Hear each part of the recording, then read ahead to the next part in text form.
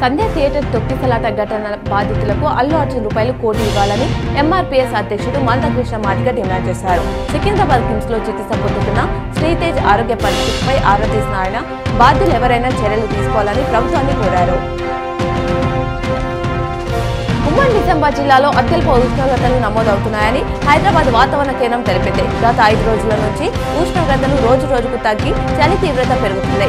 జూకల్ 7.6, గోపెన్పల్లి 8.3, పోతంగల్ మెండోరాలలో 8.7, మేనూరు 8.9, సాలూరా, బీర్పూర్ బిచ్కుందాలో 9.2, బొమ్మదేవపల్లిలో 9.5 డిగ్రీల ఉష్ణోగ్రతలు నమోదైనట్లు వాతావరణ కేంద్రం తెలిపింది.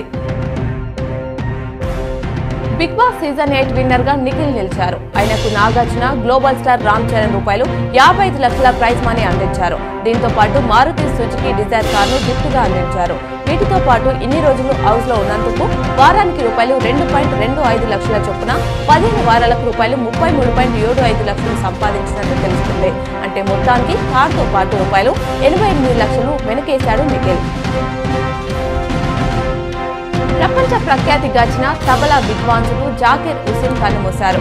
గుండె సంబంధిత సమస్యతో అమెరికా శాన్ ఫ్రాన్సిస్కోలోని ఓ ఆసుపత్రిలో చేరిన ఆయన చికిత్స పొందుతూ తుది శ్వాస విడిచారు. ఆయన మృతితో భారతీయ చలనచిత్ర రంగం, ప్రపంచ సంగీత అభిమానులు తీవ్ర శోకసంద్రంలో మునిగిపోయారు.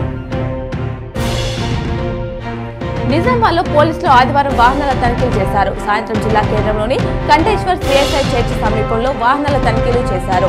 డ్రంక్ అండ్ డ్రైవ్ లో పట్టుబడిన 20 మందిపై కేసులు నమోదు చేసినట్లు ట్రాఫిక్ ఎస్ఐ సుమన్ చెప్పారు. డ్రైవింగ్ లైసెన్స్, హెల్మెట్ లేని వాహనాలను పోలీస్ స్టేషన్ కు తరలించారు.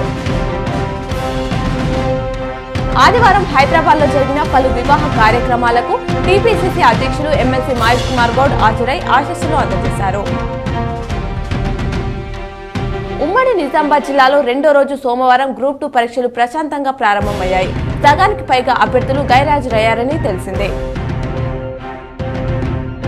నేడు శాసనసభ సమావేశాలు ప్రారంభమయ్యాయి. పర్యాటక విధానంపై స్వల్పకాలిక చర్చ జరుగుతుంది.